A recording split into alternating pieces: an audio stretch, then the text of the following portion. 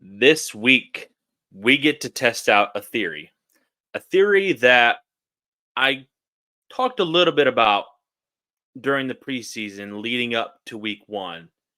But the theory is the most improvement you're going to see from one week to the next happens this week one to week two.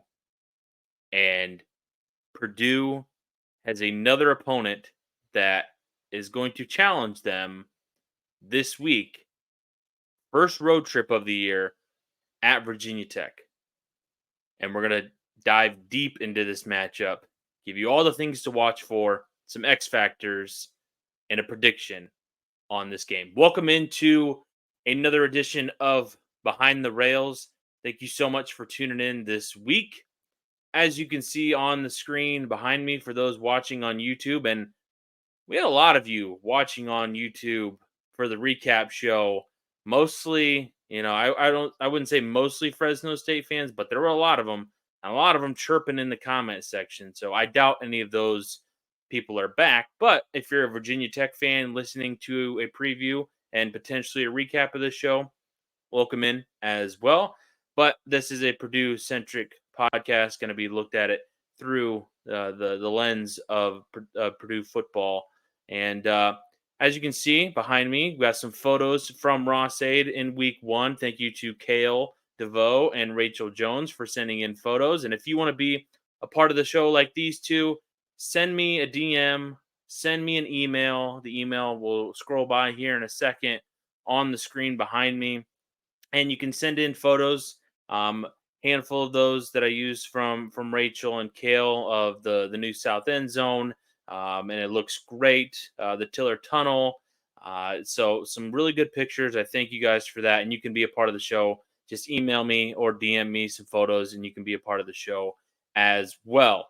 So let's make sure you guys are subscribed. So for those that are watching on YouTube or listening to a podcast, let's pause it for a hot second. Okay, now that you've paused, I shouldn't have, maybe you aren't paused, but maybe you are paused and are going to go here next. But hit that subscribe button. You can hit subscribe while you're watching or listening.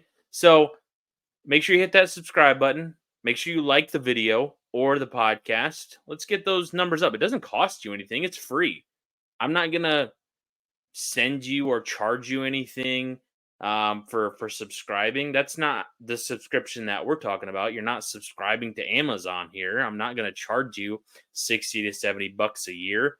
I'm not going to charge you anything. I'm just asking you if you could hit that subscribe button just so we can improve the show and I can go back to the people at the Believe Network and say, you guys are a dedicated audience and we're starting to grow this thing into something that is going to be pretty big and people are enjoying it and more people are enjoying it. So make sure you hit that subscribe button. Make sure you like the video or the podcast wherever you are listening podcast on Apple, Spotify, or watching along on YouTube. Thank you very much. Week 2, Purdue, a 3-point underdog at Virginia Tech. We have the over-under at 49 points. Game is at noon on ESPN2. And I think this is a good window to be in this week because as you get later on Saturday, the schedule just gets more jam-packed with some high-profile matchups. So this is a good chance for some people around the country to watch Purdue, hopefully come out on the winning side this time, and see a team that hopefully has improved from week 1 to week 2. Now, I'm not saying a lot, that they're going to improve as far as strength wise. Maybe you're going to see some things on film now that you finally have some film against an opponent, and you can see the mistakes that were made. You can see some of the miscommunications that were made in the secondary, some of the missed blocks up front that just didn't allow Purdue to get a whole lot of push in the run game until the second half against Fresno State. So I think that this is the area, this is the week that you make that big jump from out of any week of the season. This is where teams make the biggest jump, I believe, because you get to finally see some mistakes that were made on film. And yes, there are going to be more mistakes made in this game, but hopefully those mistakes are lessened. They are few and far between. So I think that is why this theory is out there. And I think if you look back at the data, and I think maybe Ryan Walters even mentioned it in his press conference earlier this week, that teams make a big jump looking at some of the data. So I think that there were some things to take away as well from that press conference. We found out if rehab is on track and goes to plan, Josh Kaltenberger should be in the starting lineup at center. Austin Johnson filled in last week as the third string center, as we're still waiting around for Gus Hartwig to eventually come back. Garrett Miller also out this week still. So when those two come back, I think I think the offense will take a good jump in production. There will be less errors made. There will be another reliable target for Hudson Card to be out there, but we'll get there when we get there, and hopefully it's sooner rather than later. Let's talk a little bit about Virginia Tech, a team that struggled mightily last year in the first season under Brent Pry, coming off a win over Old Dominion, a team they lost to last season, but avenged that loss this season and ended up coming up with a couple score victory over the Monarchs. So I watched the game, Virginia Tech and Old Dominion. Some things that stood out to me is that this is a team that can create problems for that Purdue secondary once again. Now, they have, another guy in the slot, Jalen Lane, who's a speedy guy that lines up in the slot, can catch the ball over the middle, showed the ability to actually go down outside the numbers as well and make some catches, difficult catches from Grant Wells, the quarterback. And then he kind of exploded in the first half a little bit with some big plays. Then it was Ali Jennings, who is a big target, is a deep threat for Grant Wells in this offense. So I think where Fresno State had Eric Brooks and Jalen Gill, I think Jennings is a bigger target than Gill, but I still think another talented guy that could hurt this secondary, and hopefully we see the secondary improve. I talked about the miscommunications a couple of minutes ago. I think we're not looking for a night and day difference. We're not looking for this secondary to be the no-fly zone or a secondary that just absolutely shuts down this passing game. I think we're just looking for this defense to not have so many wide open patches of green that were available to Fresno State and available to Eric Brooks working over the middle. And that's where kind of Jalen Lane works most of his routes over the middle. They're going to be in space. They're going to try to get him the ball because speedy can make guys miss. And I think that's where this Purdue secondary can improve the most. Can they shut down those passing lanes? Can they have more of a presence over the middle or out on the edges in space to where those plays are, more difficult and not as easy as Fresno State made them look throwing for almost 500 yards last week. So I just think that this secondary has to improve, at least show some improvement. Because if they don't, and they're not, shutting down some of these lanes, making some of the plays on the ball over the middle, stopping some of the bigger plays that Fresno State had multiple times last week, especially on some of those drives where, and it wasn't just one of those drives, it was multiple drives where they just couldn't get a stop on third down. And something that Ryan Walters mentioned in his press conference, I think he was asked by a reporter, how he felt about the defensive line. It didn't really feel like they got a whole lot of pressure. And they did. They ended up sacking Mikey Keene a couple of times, maybe 3 or 4 sacks on the day last Saturday. I think Grant Wells has some mobility, but I don't think it's as much as Mikey Keene. I think Mikey Keene was able to move around in the pocket a lot more. They're still going to try to get Grant Wells, on the move outside the tackle zone, outside the tackle box, and make some throws on the run outside of the pocket. But I think that this Purdue um, front is going to have a little bit more experience getting after the quarterback and making some impact plays because Fresno State threw a lot of short stuff over the middle to Eric Brooks, especially a lot of quick stuff. I think Virginia Tech's offense has some elements, but it's not all based on that. I think they're trying to get the ball deep to Lane. They're trying to get the ball deep to Jennings, and I think that will allow the Purdue pass rush to get there more often than not. You can't just rely on Nick Scourton to make plays every single time when it's needed. You need other guys to step up as well. You need, you know, Langham. You need Emba to come off the edge and make some plays.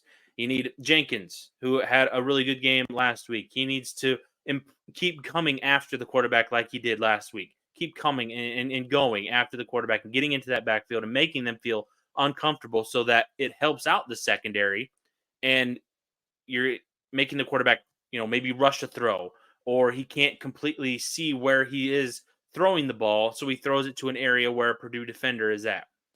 Now, I think another area improvement for the secondary is tackling. We saw Cam Allen miss a couple of tackles, especially early on in that game. I think there were a couple of plays where Eric Brooks kind of slipped out of a couple of tackles and made the play, from a 7-yard gain to maybe a 13 or 14-yard gain that, could have ended a drive. So I just think that with this secondary, they're still going to be tested. Grant Wells more than capable, moves around decently. The Virginia Tech offense had over 14 yards per catch last week against Old Dominion. And yes, they're a group of 5 team out of the Sun Belt, but Purdue just faced a group of 5 team that threw all over them. And yes, it's probably one of the best group of 5 teams in the country, probably them and Tulane.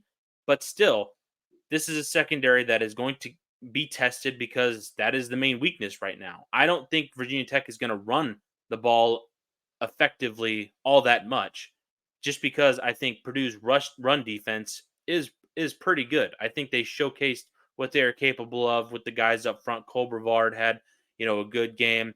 I mentioned the guys like Langham and Emba were in the backfield. Scourton and Jenkins were there all the time as well in the backfield, making plays, making sure that those big runs never happened. So I think they ended up giving just over 100 yards rushing. Virginia Tech really didn't run the ball a whole lot last week, weren't that effective on the ground. They rushed for just over 100 yards. So I think if you can keep that rushing attack down, slow that down, and force Grant Wells to beat you with his arm, he's capable of it. He's got some targets that he can throw to and are productive. It's can this secondary step up this week and make a few more plays so that it's not a game that's going back and forth in the fourth quarter and you're relying on one stop in that fourth quarter on the final drive or a Hail Mary attempt at the very end. You're winning or you're up in this game or you're up by a score so that you don't need to rely on this defense and the offense can kind of run out the clock. So I think this defense has some advantages. I think they will be able to get after Grant Wells a little bit more this week than what Old Dominion was. He kind of, didn't really have to move around a whole lot. They got after him. They didn't even get a sack on him now thinking back on it. So I think that there is potential for this defense to have some success with its front 7. And it needs to show that in the secondary, there is some improvement. Doesn't have to be, a significant margin that they are improved by. You would like it to be, but just show some sign of improvement. Show that there's no miscommunications in the back end where you have a guy running wide open in the end zone and having, other guys make plays over the middle and have, nobody around him for 8 to 10 yards. Those are the types of plays where you hopefully minimize and are not having those drives keep getting to third down and then they end up getting the third down. If you can hold down Virginia Tech to 50% on third down, which is not what they did against Fresno State. If you can have them be 8 for 16 or 7 for 17 or something like that on third down, I like this defense's chances to keep them in the game more often than not if they're able to do something like that. Get off the field. That should be something focused on today. Third down defense. Can you get off the field?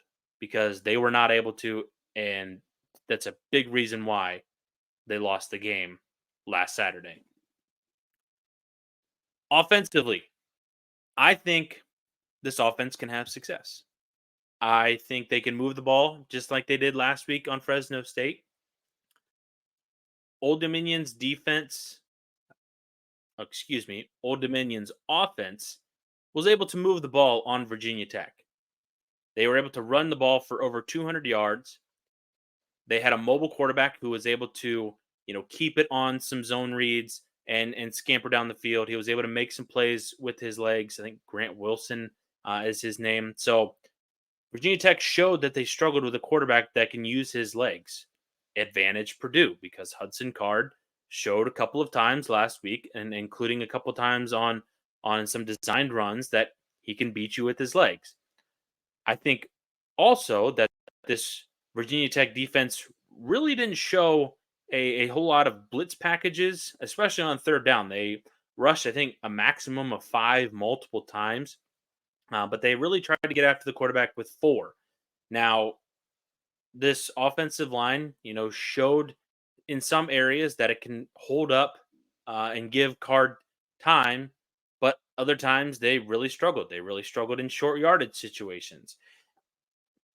I they need to get the running game going and have it be a strength this week because I think there is the opportunity to run on Virginia Tech's defense. Giving up over 200 yards and some chunk plays to a group of 5 offense,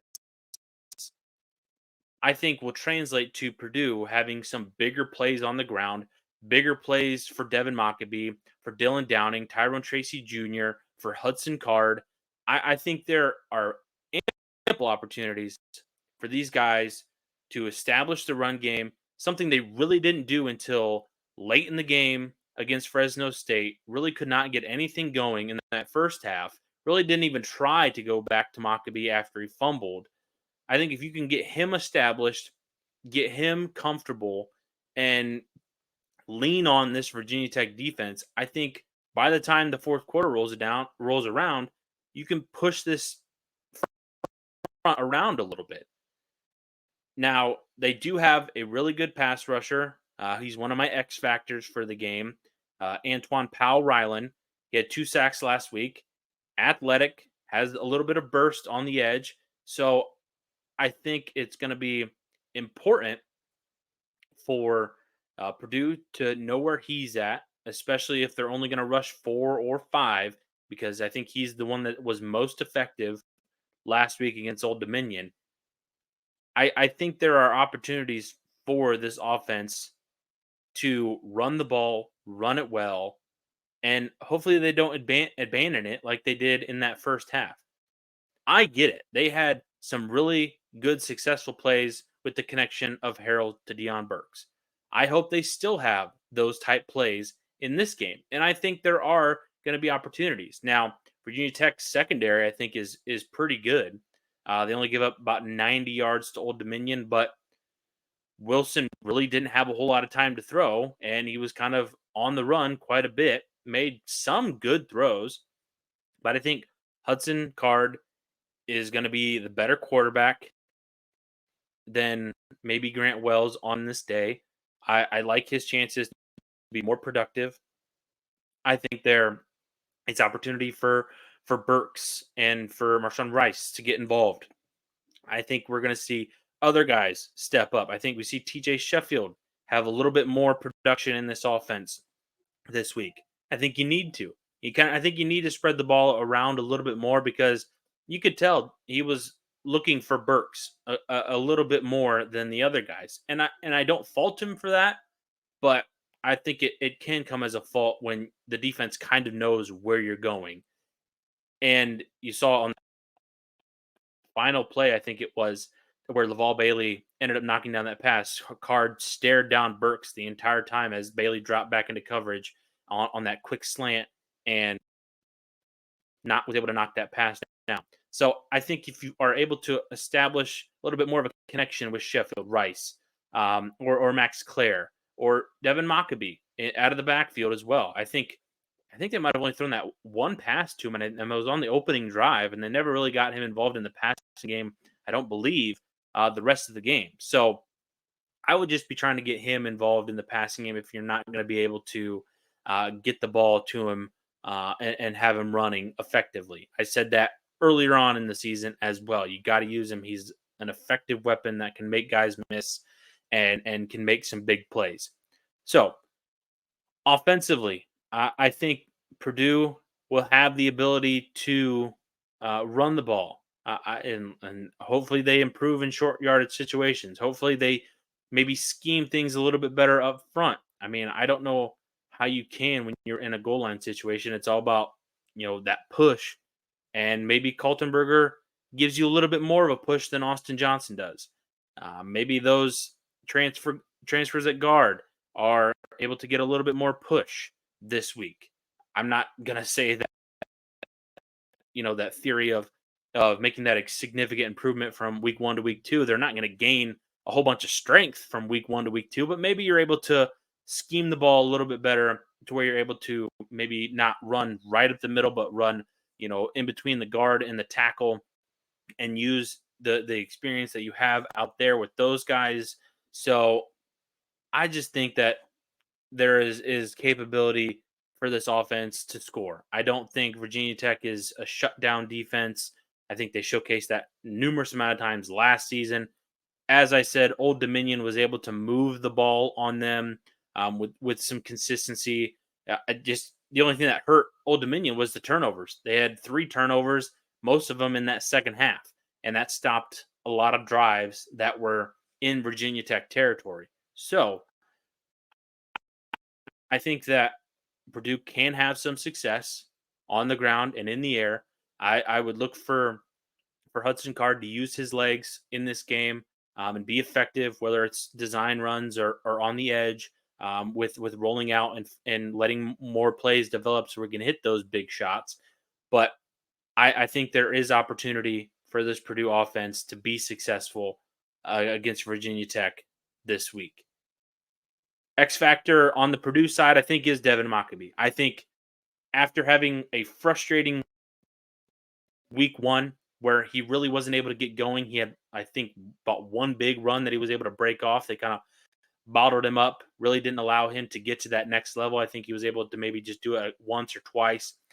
And I know that fumble in the first half had to be frustrating, and he had to sit on the bench there for quite some time as Dylan Downing was able to come in and fill in for that first half. So I'm expecting a big week from Mockabee, a little bit of a bounce back week this week, and that's why he's one of my X factors against Virginia Tech this week. So prediction time.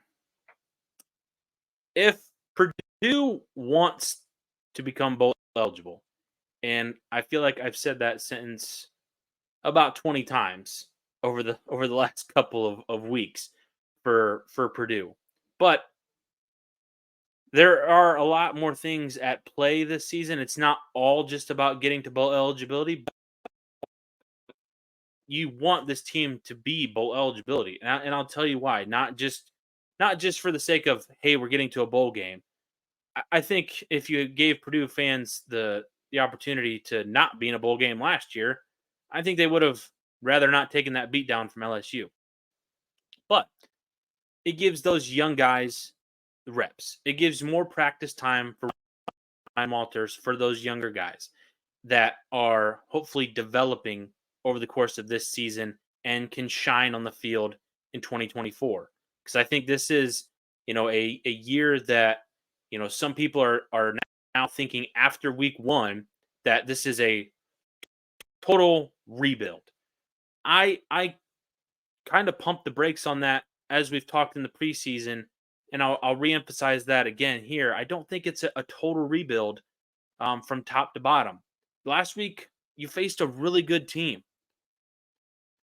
Virginia Tech is, I think, going to be improved than what they were last year. But I think this is a game where you can win. I think this is a game that is going to be close. And I think that is going to be the case for a lot of Purdue games. And I know Purdue fans don't want to hear that. They don't want to see their teams in these battles coming down late because that's just going to bring up these feelings and these emotions that we've been here before. We were there last week. We know if the defense gets the ball on the last possession of the game with 3 to 4 minutes left, it's a loss. It's a loss. We can't get a stop. We haven't been able to stop them all game on third down. It's a loss. You don't want your team to be in that situation every single week. But I feel like this team might just be in this situation every single week. It's not something that you want, but that's just where this team is, where the margins are razor thin in certain areas.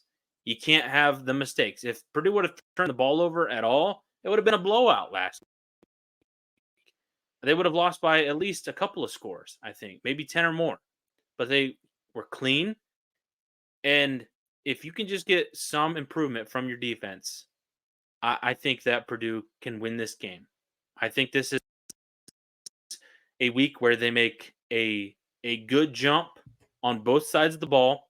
I think that you're going to have improvement on offense. I think you're going to have a little bit more balance. I think that the defense in the secondary, especially, is going to improve. Maybe not by a ton, but I think they're going to improve and have less lapses in communication that allow bigger plays. So I think Purdue can win this game. I think Purdue will win this game. I think it's going to be a back and forth game. I think both teams are going to be able to move the ball on each other.